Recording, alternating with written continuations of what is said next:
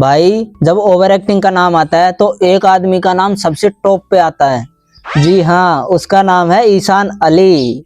Over acting करना, भांग खाकर script लिखना और लास्ट में आकर बिना लॉजिक का ज्ञान फैल जाना, आखिर कितना टैलेंट हो सकता है एक आदमी में। हर साल की तरह सबके घरों में आया होगा रमजान का राशन। कोई अमीर सेठ होगा जो दिखावा नहीं करना चाहता है। साहब जी, चौकीदार है साहब जी। मैडम जी सलाम। चौकीदार है मैडम जी। मैडम 20 रुपए। मैडम जी कल आना कल। साहब जी, मुझे आपकी एक्टिंग बिल्कुल पसंद नहीं आई। साहब जी। साहब जी, साहब जी ये निशान बोरियों और कट्टों के हैं साहब जी, जो मैं रमजानों में तुम सबके घर पे रख के आता हूँ साहब जी। तो रमजानों में आपसे कौन बोलता है कि तू कट्टे रख साहब जी। मैं छुप के तुम सबकी मदद इसलिए करता हूँ क्योंकि असली नेकी वही होती है साहब जी जो सिर्फ अल्लाह के लिए हो। सब लोग तो आपको नेकी कर और दरिया में डाल वाला साहबजादा समझ रहे थे, लेकिन आपने तो बता दिया। साहब जी, मुझे एक बात बता दो साहब जी कि इतनी वाहियात एक्टिंग करने के बाद वीडियो अपलोड करने की हिम्मत कहाँ से आती है साहब जी। एक सेकंड रुको, तुम्हारी वीडियो में महाभारत के बैकग्राउंड म्यूजिक का क्या काम है?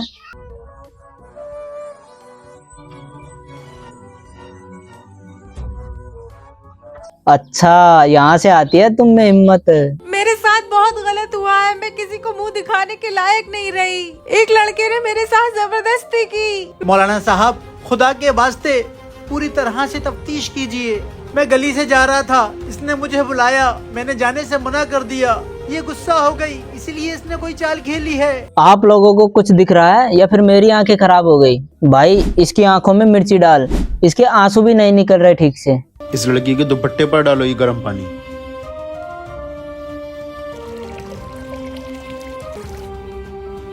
गर्म पानी डलने के बाद भी ये निशान नहीं गए, इसका मतलब ये नुत्फा नहीं, इस औरत का मकरो फरेब है। क्या इतना जल्दी पता लग गया सिर्फ गर्म पानी से? अबे कंट्रोल।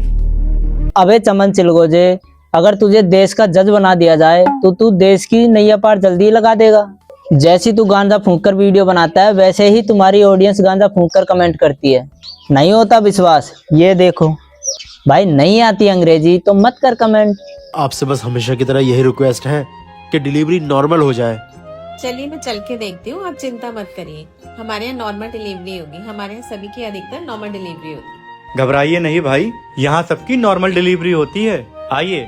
वाह ईशान भाई वाह, तुम्हें किसी से कोई मतलब नहीं है, तुम्हें बस वीडियो 1 मिनट की करनी है।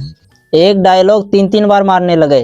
क्या तारक मेहता सीरियल का धंधा खाने का विचार है क्या? जनाब डॉक्टर आरिफ साहब, कितना वक्त लगेगा?